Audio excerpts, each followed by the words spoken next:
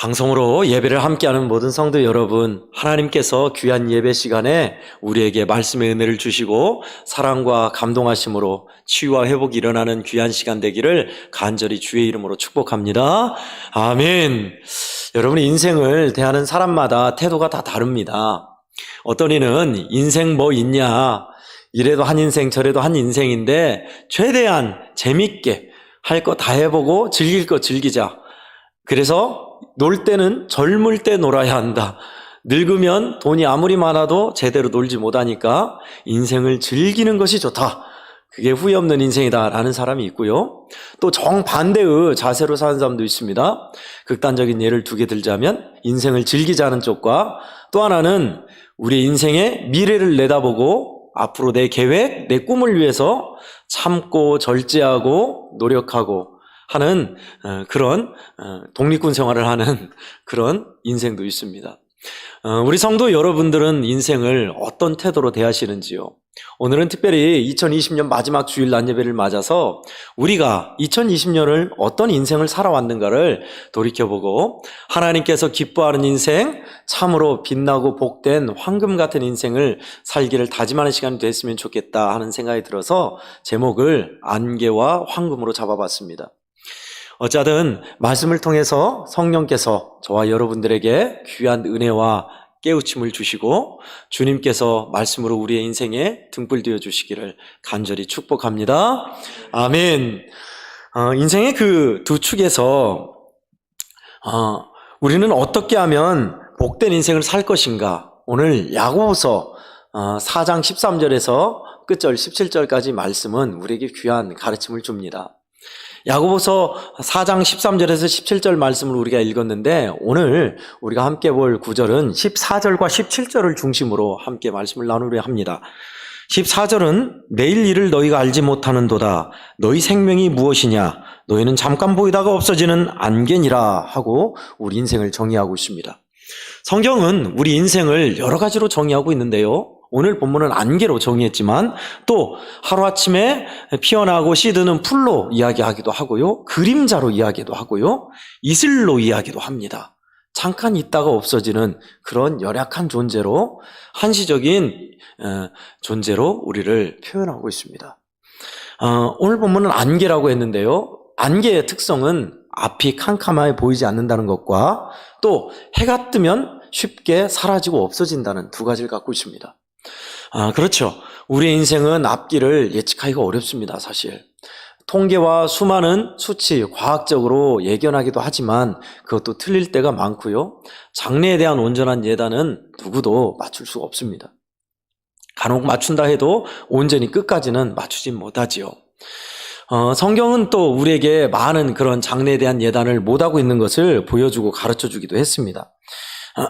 예를 들면요, 예측 불가한 인생인 것을 모르드게와 이스라엘 백성들을 다 죽이려 했던 하만이 장대에 자기가 매달릴 줄 몰랐지요.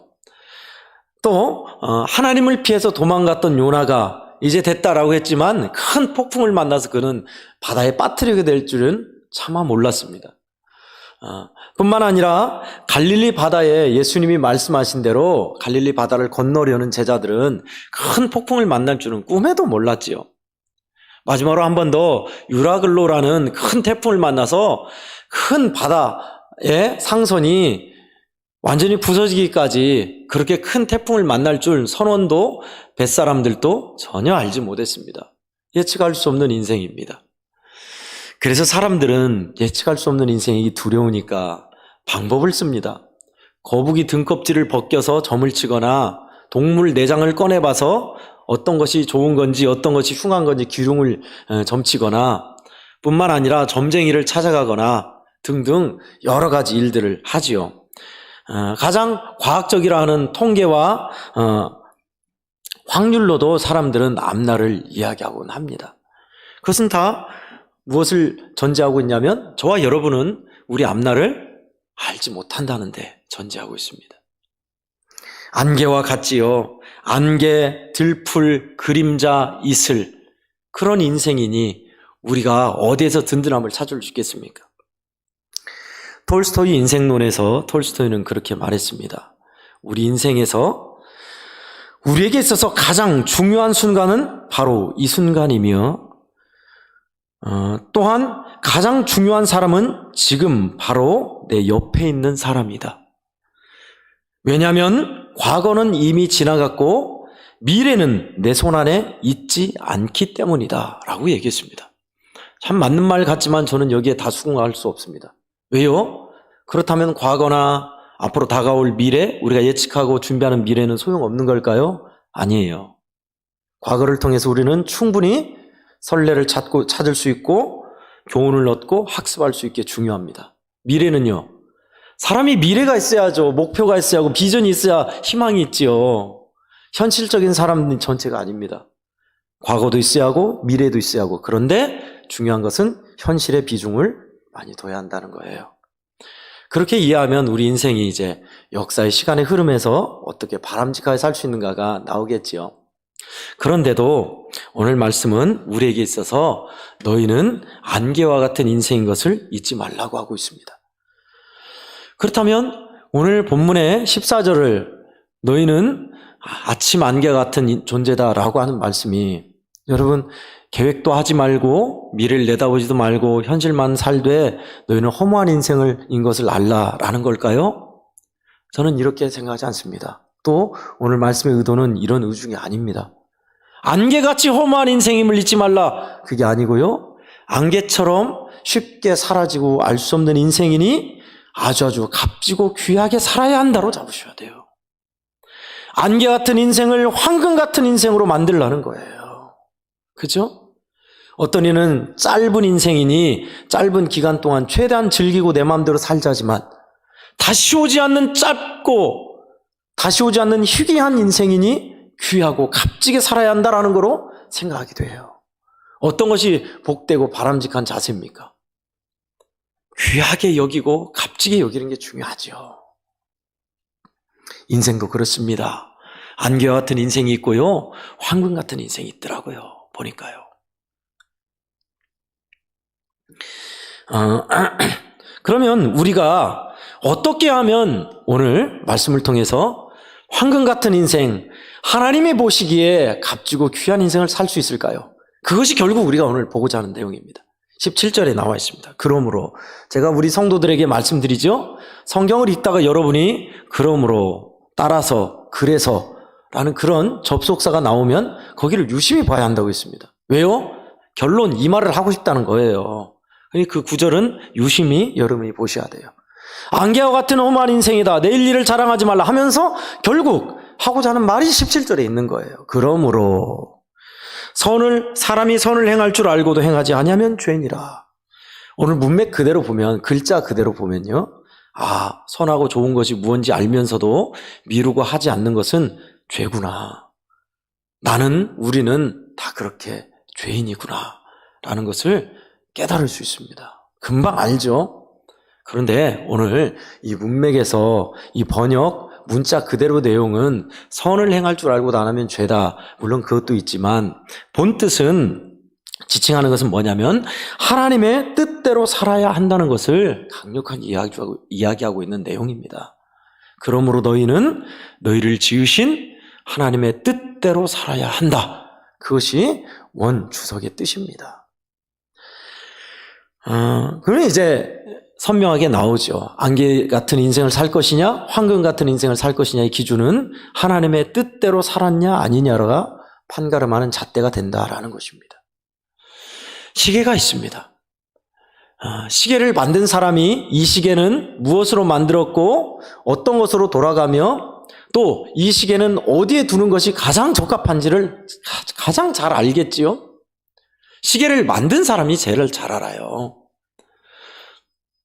마이크를 만든 사람이 이 마이크에 대해서 제일 잘 압니다. 어느 정도 띄어야 흡음이 강하고 어느 정도의 큰 크기로 확대할 수 있고 이 마이크는 어디에 취약하고 어떤 것이 장점인지 만든 사람이 알아요. 제일 어디에 둬야 하는지 어떤 용도로 써야 하는지도 어떻게 하면 제일 적합하게 쓰는지도 알아요. 무슨 말씀인가 이제 이해하셨죠? 저와 여러분은요. 하나님이 만드셨어요.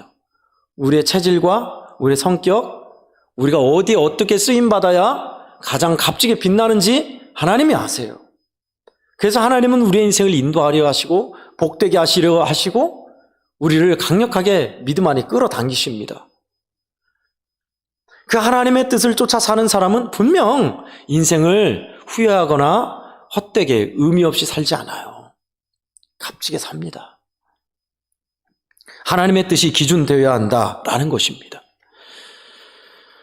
그런데요, 우리는 하나님의 뜻, 이거에 대해서 구분하기가 조금 힘들고 어려운 것이 다반사입니다. 대부분 사람들이요, 자기의 야망과 계획을 하나님의 뜻으로 포장해가지고 하나님의 뜻이면 내가 이렇게 할 거다, 내가 이렇게 된 것은 하나님의 뜻이다 라고 말할 때가 많아요. 목회자인 저에게도 사람들이 많이 묻습니다. 어떻게 목사로 부름받았는지 하나님의 뜻을 어떻게 깨달았습니까? 어떻게 아내 되신 사모님을 하나님의 뜻이라 여기고 만났습니까? 어떤 목사님이 그러더라고요. 목사 안수 받을 때 알았습니다. 결혼할 때 알았습니다 라고 얘기하더라고요. 그래요. 그만큼 하나님의 뜻을 명확히 이해하기가 쉽지는 않습니다, 사실. 그런데도 자기 야망을 포장해서 하나님의 뜻이라고 사람들이 많이 차용하는 것을 볼 수 있습니다. 내가 이렇게 부자가 된 것은 하나님의 뜻이다 라고 이야기하거나 내가 고생하고 선교사로 가지 않는 것은 하나님의 뜻이다 라고 해서 자기 정당화를 지키거나 귀에 붙이면 귀걸이, 코에 붙이면 코걸이 형식으로 하나님의 뜻을 오도할 때가 많다는 겁니다. 그렇다면 17절에서 말하는 하나님의 뜻을 알고도 행하지 않는 것은 죄다라는 것은 무슨 의미일까요? 그 하나님의 뜻이란 것은 예수님이 보여줬습니다. 혼전히 이건가 저건가 헷갈릴 때 하나님께 혼전히 자기의 마음을 아뢰고 그러나 하나님께서 원하시는 대로 가기를 원합니다. 하나님께서 뜻하신 대로 이루어지기를 나는 바랍니다 하고 내 야망, 내 생각을 내려놓고 따르는 것이 진정 하나님의 뜻을 구하는 것입니다. 쉽지는 않지요. 오늘 그러한 하나님의 뜻을 행할 줄 알고도 행하지 않으면 죄니라 라는 이 말씀이 우리에게 귀한 인생 일침을 줍니다. 여러분, 우리가 죄 짓는 것은요, 크게 두 가지로 구분할 수 있습니다. 하나님이 하지 말란 것을 해서 짓는 죄가 있고요, 하나님이 하라는 것을 안 해서 짓는 죄가 있어요. 근데요, 저와 여러분들은 대부분 어떤 죄를 크게 여기냐면 하지 말란 것을 했을 때 큰 죄라고 여겨요. 예를 들어 볼까요? 10계명에서 6계명, 7계명 살인하지 말라, 간음하지 말라. 누가 살인했다고 칩시다. 그러면 저 사람 큰 죄 지었네, 큰일 났네 하면서 큰 죄로 여깁니다. 누가 간음했다면 말할 것도 없죠. 너무너무 큰 죄지요. 그런데요, 하나님께서 말씀한 10계명 중에 부모를 공경하라, 안식일을 지켜라가 있습니다. 안식일, 주일을 한번 빼먹었다고 칩시다. 저 사람 안식일 빼먹었네, 큰일 나버렸네. 그럽니까? 무슨 일 있어, 빼먹었나 보다 그러잖아요. 부모 공경 안 하고 불효막심하게 살면 어때요? 아이고, 저러면 안 되죠. 끝나잖아요. 죄질에 대한 것은 우리는 기준이 달라요. 그러나 성경은 그렇게 얘기하지 않습니다. 똑같은 죄라고 이야기합니다. 살인한 죄나 부모 공경 안 한 죄나 안식일, 주일 지키지 않은 죄나 간음한 죄나 똑같게 여겨요.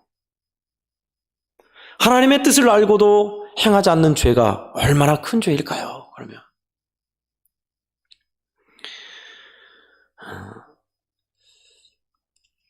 오늘 우리가 하나님의 이 말씀을 통해서 그러므로 두 가지를 결론을 내렸으면 좋겠습니다. 내려서 우리가 나누면 좋겠는데요.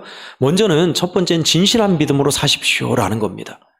오늘 야고보서 이 4장의 말씀이 무슨 얘기를 하다가 나왔냐면요, 똑똑 떨어져 있어요. 분단별로, 문단별로 떨어져 있는 내용들입니다. 쭉 이어가는 내용이 아니기 때문에. 그러면 뭘 일관적으로 얘기하다 이 얘기가 나왔냐 하면 진실한 믿음이란 무엇인가를 얘기하고 있는 거예요.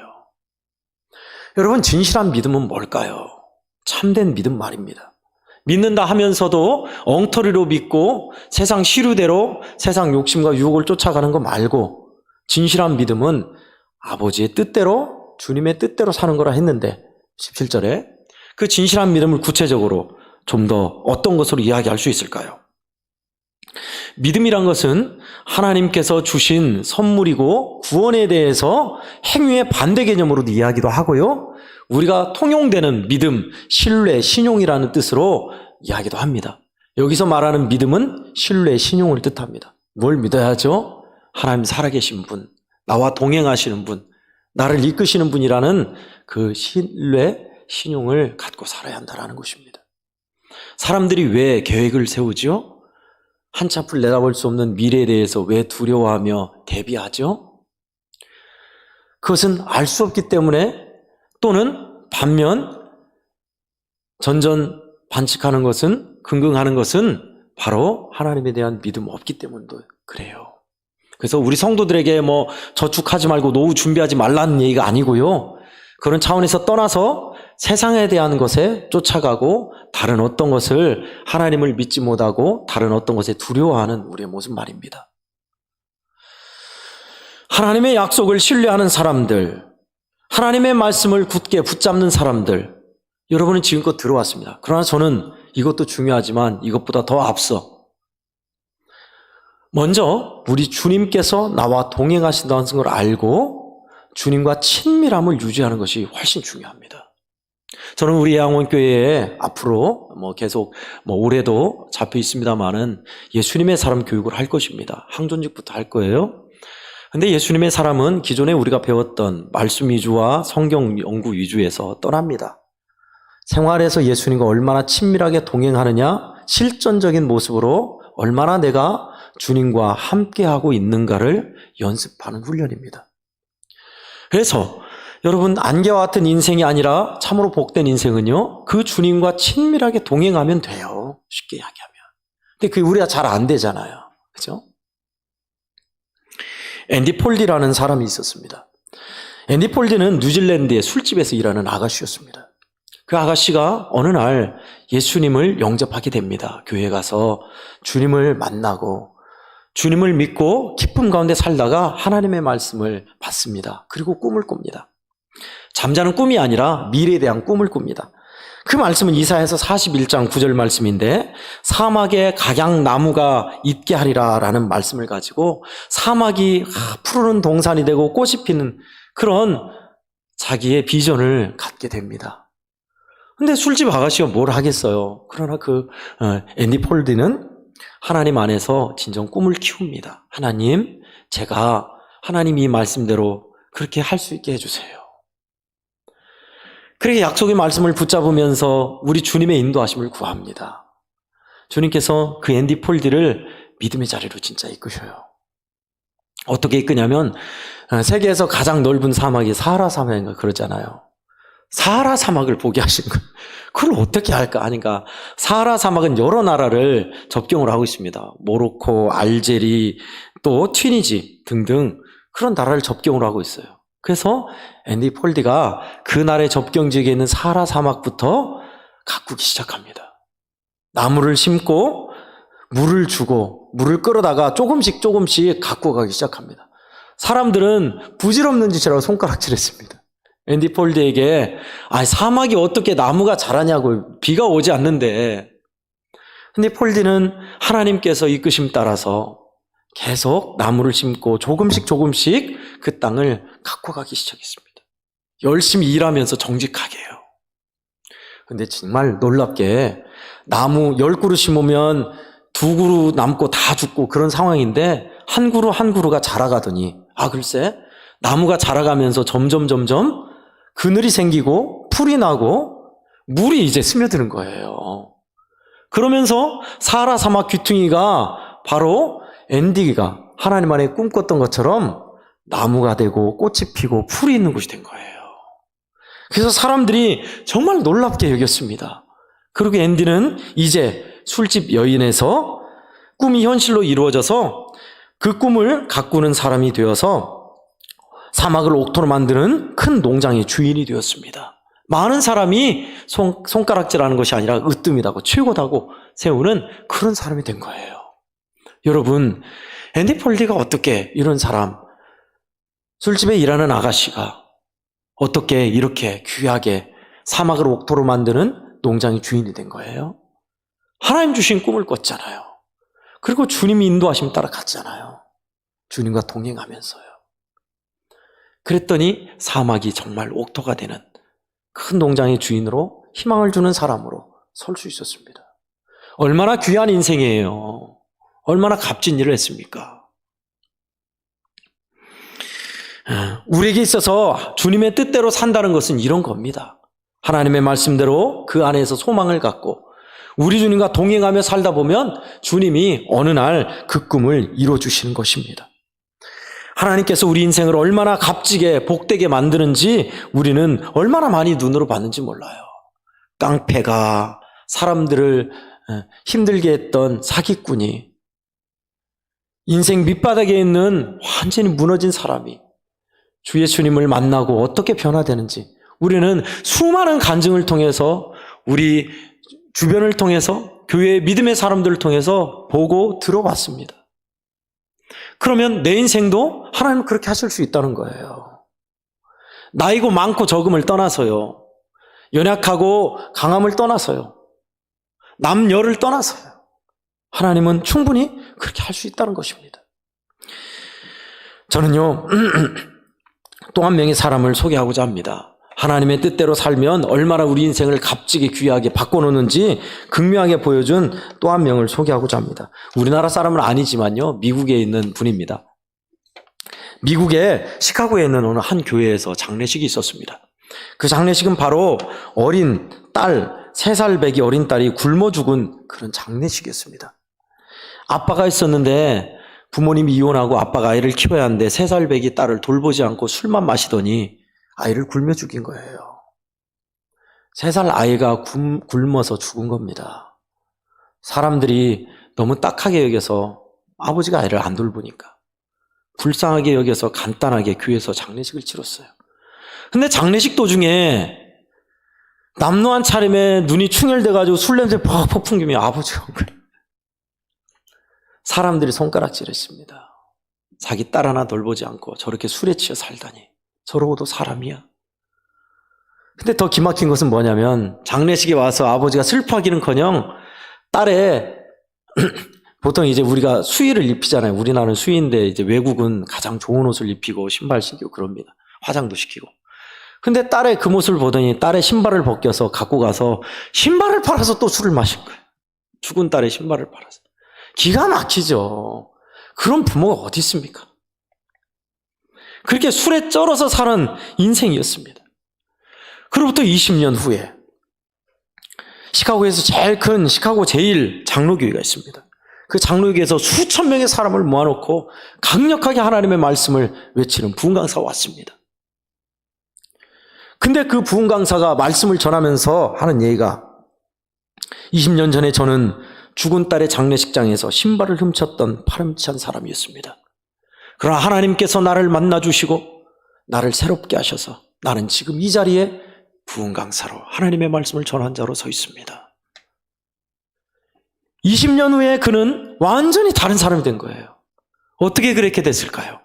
하나님께서 그 인생을 붙드시며 이끌어 주셔서 그 인생이 비로소 예수를 만나고 회개하고 주님과 동행하며 살면서 이렇게 큰 부흥 강사로 말씀의 부흥을 일으키는 잃어버린 영혼을 불러들이는 하나님의 사람으로 쓰임을 받게 되었습니다. 그 사람이 바로 시카고의 부흥사로 유명한 멜트라도 목사입니다. 여러분, 우리 인생이 얼마나 하나님의 손에 붙들리면 값지게 귀하게 변하는지 이렇게 잘 보여주고 있어요. 죽은 딸의 신발을 벗겨서 술 먹는 사람, 그런 사람이 수천 명을 믿음의 길로 이끌고 죄악길에서 돌려내고 살려내는 부흥 강사가 됐다니 찌꺼기 인생에서 황금 인생 된 거 아닙니까? 어떻게 해요? 하나님의 은혜 안에 거하고 하나님과 동행하며 살면 그렇게 돼요. 우리 애양원교회, 하물며 우리 애양원교회 우리 성도들이겠습니까? 저와 여러분일까요? 그런 인생도 그렇게 바꾸셨는데 중요한 것은요, 하나님이 오늘도 우리와 동행한다는 것입니다. 그거를 믿고 우리 주님과 친밀하게 지내면 그거면 좋게요. 그거면요. 하나님의 뜻을 구하기, 하나님의 뜻을 분별하기 어려울 수도 있습니다. 또 잘 모를 수도 있어요. 이건가 저건가 헷갈릴 수도 있습니다. 그러나 내 생각을 뒤로 하고 하나님의 뜻대로 살 거야 하고 하나님의 뜻을 최대한 구하고 고민하고 따라간다면 주님은 아세요. 주님 중심 아신다니까요. 쉽게 하나님의 뜻이라고 포장하고 내 뜻대로 하는 건지 아니면 진짜 고민하고 고민해서 하나님 뜻대로 살려고 하는 건지 주님이 모르시겠어요? 아시죠? 지금은 좀 뜸합니다만은 찬미예수라는 찬양집을 이렇게 폈던 최용덕이라는 복음성가 가수가 있습니다. 제가 김석균 목사님과 함께 좋아하는 복음성가 작곡가인데요. 그분이 이제 그 찬미예수 그걸 만들면서 간증을 할 때 그런 내용이 있었습니다.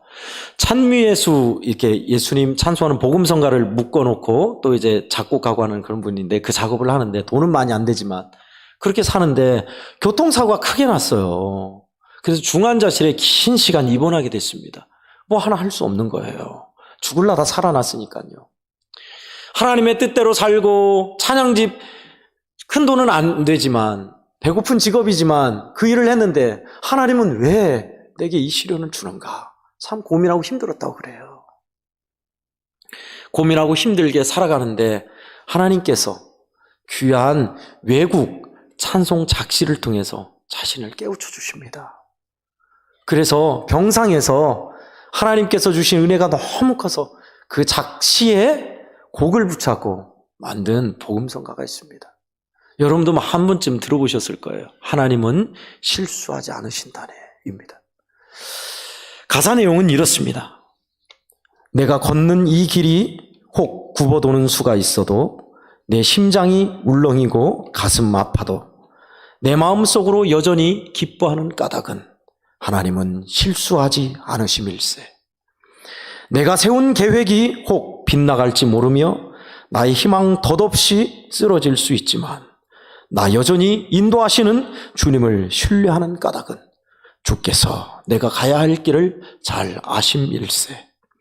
어두운 밤 어둠이 깊어서 날이 다시는 밝지 않을 것 같아 보여도 내 신앙 부여잡고 주님께 모든 것 맡기리니 하나님을 내가 믿음일세. 지금은 내가 볼 수 있는 것 너무 볼 수 없는 것 너무 많아서 너무 멀리 가물가물 아른거려도 운명이여 오라 나 두려워 아니하리. 만사를 주님께 내어 맡기리. 차츰차츰 안개는 걷히고 하나님 지으신 빛이 뚜렷이 보이리라. 가는 길이 온통 어둡게만 보여도 하나님은 실수하지 않으신다네. 아멘. 그렇습니다. 하나님은 실수하지 않습니다. 우리 인생이 캄캄해 보이고 온통 어두워 보인다 할지라도 저와 여러분의 인생을 하나님이 붙들고 계시고 인도하신다는 믿음이 우리에게 있다면 흔들리지 않아요. 아무리 어려움 당해도요. 그래서 오늘 두 가지 그렇게 기억하십시다. 진실한 믿음으로 사는 인생이 황금 인생이 된다. 그 진실한 믿음이란 우리 주님과 친밀하게 동행하는 것이다 라는 것이고요. 하나님의 뜻을 구하며 맞추어 가야 한다. 주의 뜻을 찾고 순종하며 내려놓으면서 하나님의 뜻을 따라야 한다라는 것입니다. 그러면 신실하신 하나님께서 우리 인생을 반드시 복되게 하십니다.